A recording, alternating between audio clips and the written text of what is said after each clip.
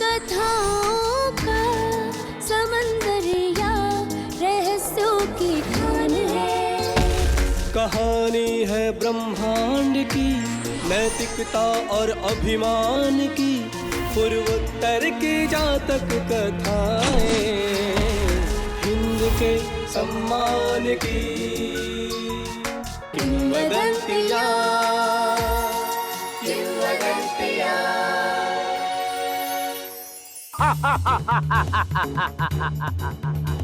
हम कब तक ऐसे डरते और मरते रहेंगे? हम उसकी शैतानी शक्तियों का मुकाबला नहीं कर सकते तामजो। सोंग सिंह और नसोंग नू ने जो पाप किया है, तुम सब उसमें बराबर के भागीदार हो।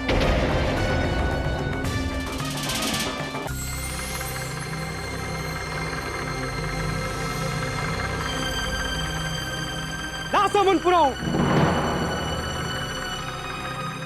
तू ये बेहतर जानता है हम भोले भाले और कमजोर हैं। हमने कभी लड़ाई नहीं लड़ी है, ना ही किसी के विरुद्ध हथियार उठाए हैं। हम अपना जीवन खुशी से व्यतीत करते आ रहे हैं और आगे भी करना चाहते हैं। हम चाहते हैं तू यहां से लौट जा।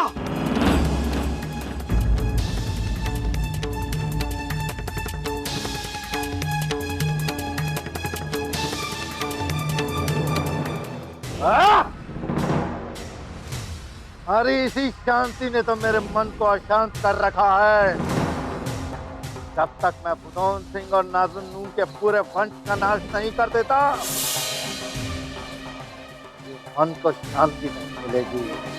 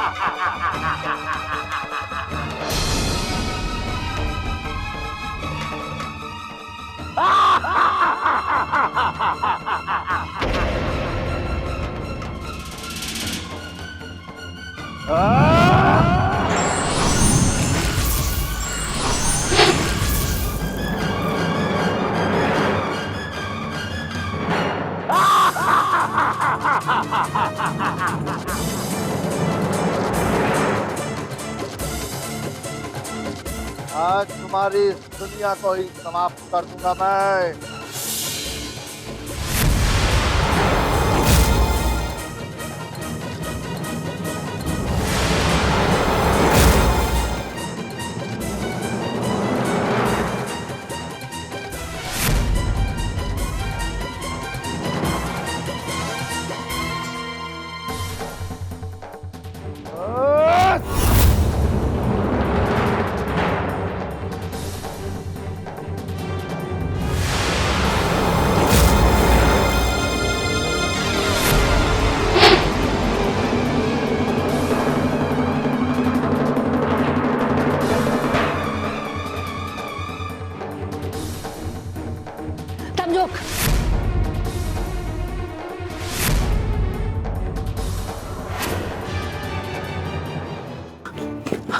माँ, तुमने मुझे रोका क्यों?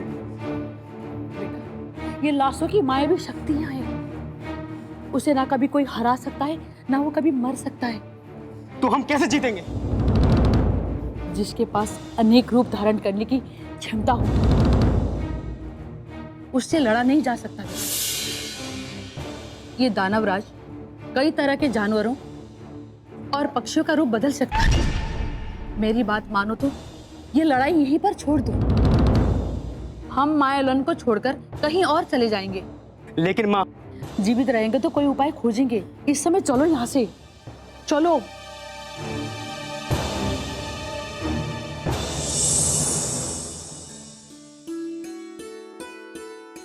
मानवों के भागने के बाद दैत्यों ने माइल लैंग पर कब्जा कर लिया। मानव बाद में कंदहारों में, जंगलों में छुपकर रहने लगे। वहां वो दैत्यराज से सुरक्षित तो थे, परंतु सुखी नहीं थे। उन्हें बहुत सी परेशानियों का सामना करना पड़ा। उनके पास खाने की सामग्री नहीं थी। वो कंदमूल और जानवरों की शिकार करने के लिए भटकते थे, ताकि वो अपनी भूख मिटा सके। उनको इस बात की चिंता रहती थी कि उनके दुखों का अंत कैसे होगा। दानव अधिक शक्तिशाली होते जा रहे हैं और लेप्चा लड़ाके मायल लोगों के हालातों को देखकर हतोत्साहित।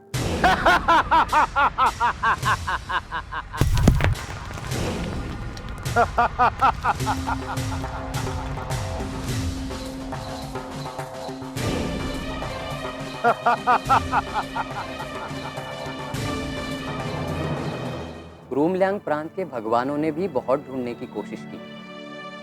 कोई मानव शायद इतना बलशाली हो जो दैत्यराज को मार सके,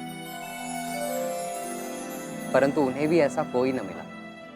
लेप्चाओं के पास अब और कोई चारा न था, सिवाय इसके कि वो माँ इदबुरुम की प्रार्थना करे कि वो उनकी मदद करे दैत्यराज से बचाने के लिए। इतबुरुम सब देख रही थी। वो जानती थी कि लासो मुंगपुनो इन सुंदर पहाड़ों से मानव जाति को खत्म करना चाहता है। अंत में इदबुरुम ने पंडिमचू पर्वत पर बनाया बोंगथिंग, एक शूरवीर शामन, एक शूरवीर योद्धा।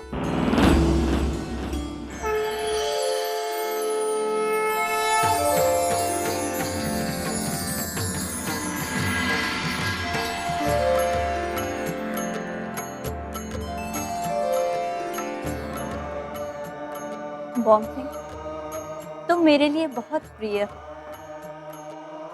लेप्चा समुदाय भी मेरे लिए बहुत प्रिय है। मैं अपनी समस्त अलौकिक शक्तियां तुम्हें देती हूँ। तुम नीचे धरती पर जाओ और सभी दानवों का नाश कर कर लेप्चा मानवों को बचाओ। दानवों पर विजय प्राप्त करने के बाद तुम रूमलोन और माइनलोन के बीच मध्यस्थ भी बनोगे। जी देवी।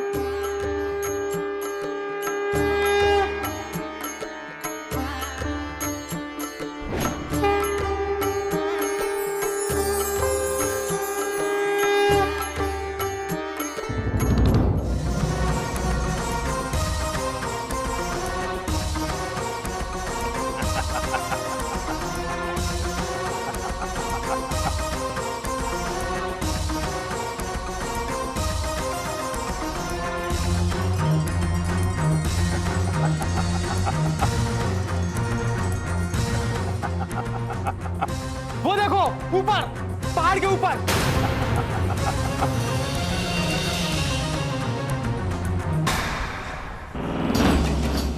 ये कौन है?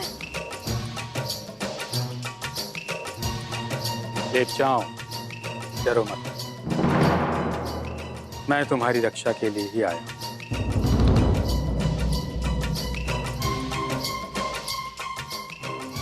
मुझे माँ इदबुरुम ने तुम्हारी भलाई के लिए ही भेजा है।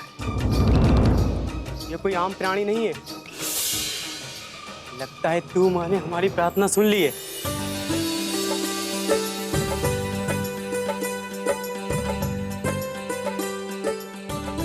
मैं देख रहा हूं कि दानवों से युद्ध के पश्चात तुम लोग अपना मनोबल खो चुके हो। पर अब चिंता मत करो, मैं तुम्हारी भलाई के लिए ही आया हूं। तुम क्या करोगे? दानव पूरे माइलोन में फैल चुके हैं। उनसे लड़ना मुश्किल है।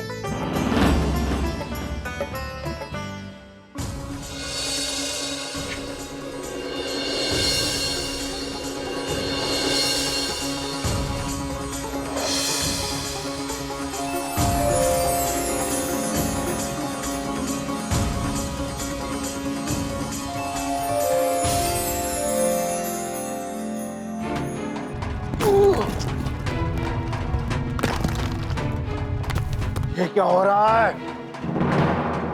कौन है वहां? ये हंसी की आवाज है। पता नहीं। पता नहीं है तो पता करो। ये अवश्य ही कोई विचित्र प्राणी है। इस प्रकार की आवाज निकालना है। जाओ। जी भैया।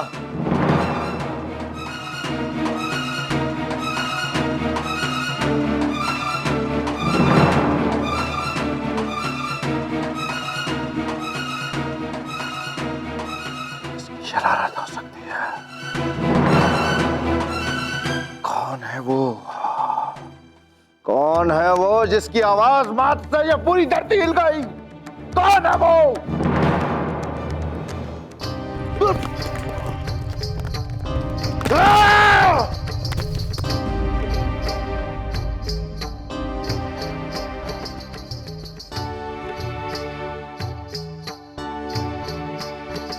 देख रहे हो मेरी शक्ति?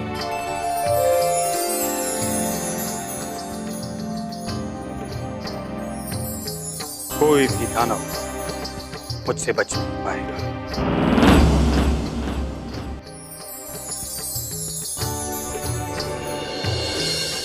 मैं तुम्हारी भलाई के लिए ही आया हूं।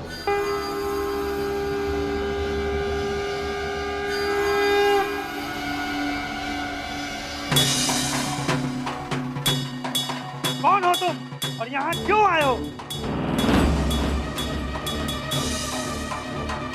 राजा लासो मून पुना की धरती पे क्या करने आए हो? लगता है तुम हमारी शक्ति का आवाज नहीं। मैं बोंग थिंग। मेरे पास अलौकिक शक्तियां हैं। लगता है तुम हमारी शक्ति का आवाज नहीं। और मैं माँ इद्बुरुम को पिया हूँ। मुझे यहाँ भेजा गया है लासो मुंगपुनो को मारने के लिए,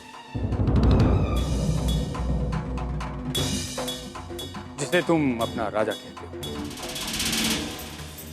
और भेजा गया है इन लेप्चाओं को दानवों के चुंगल से आजाद करने के लिए।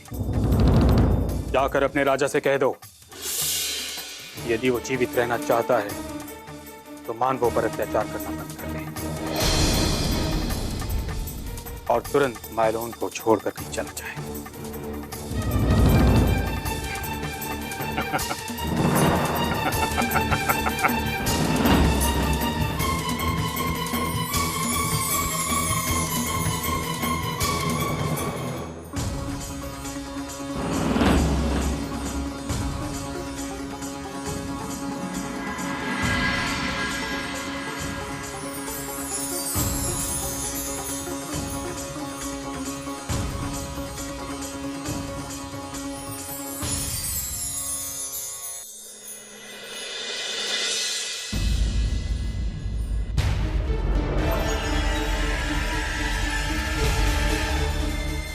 आओ, क्या समाचार लाए हो?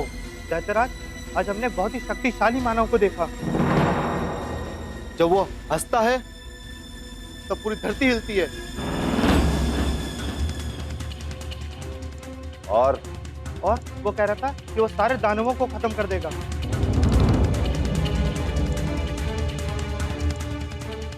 हाँ?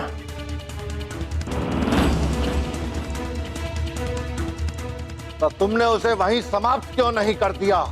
वो हम इतना डर गए थे कि हम उसके पास तक नहीं गए। क्या लाशों को भाइयों के डर गए? उसका इतना दुस्साहस, वो अपने आप को क्या समझ रहा है? वो इस प्रकार किस पर हंस रहा है? स्वयं पर। उसे ज्ञात नहीं कि मयान लोन के राजा हम हैं। इस प्रकार वो हमें चुनौती कैसे दे सकता है?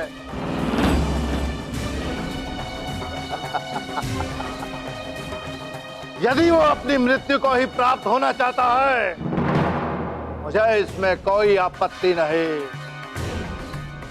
हम इसी क्षण उस पर आक्रमण करेंगे। जनाब!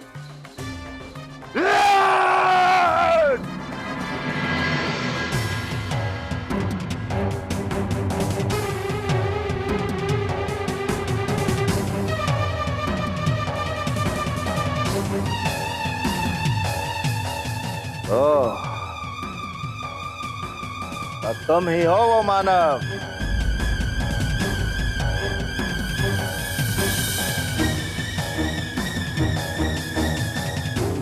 मानव, यदि तुम्हें ऐसा लगता है कि तुम्हारी इस हंसी से लाशों भयभीत हो जाएगा, ये तुम्हारी भूल है।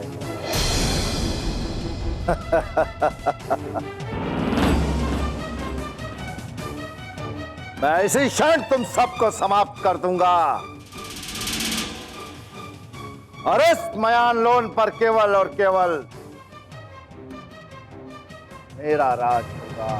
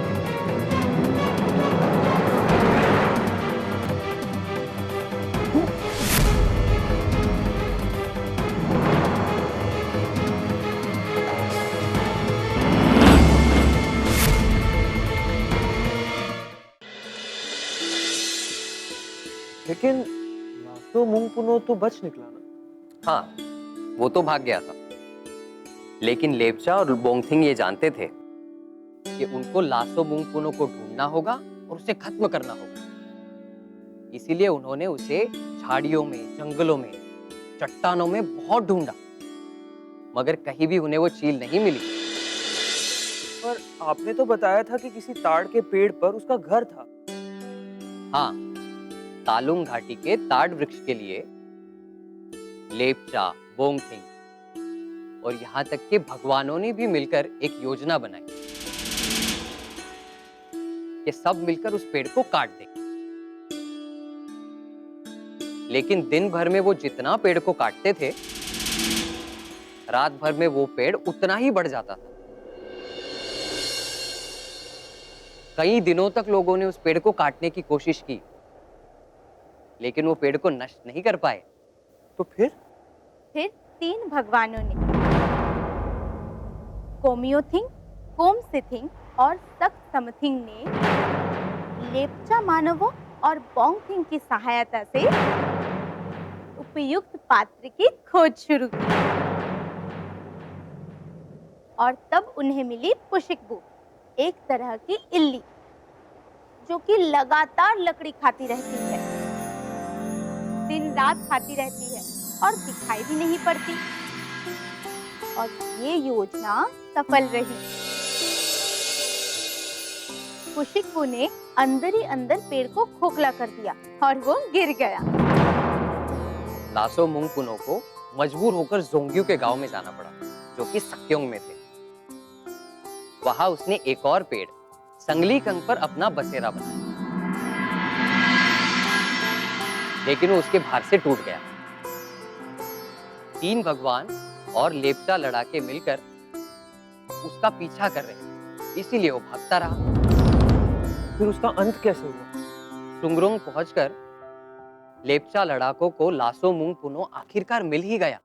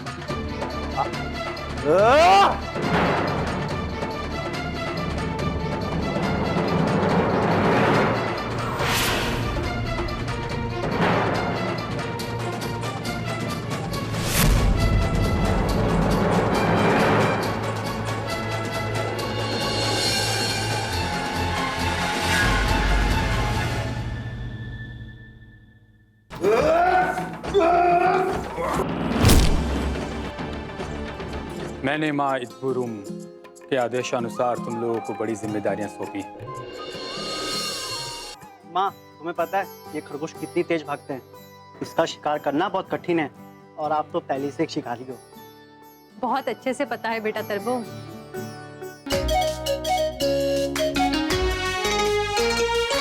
रेशमी संसार है, सौंदर्य का विस्तार है, प्रेम में भेगा आंचल, शौर्य की कमान है। किंवदंतियां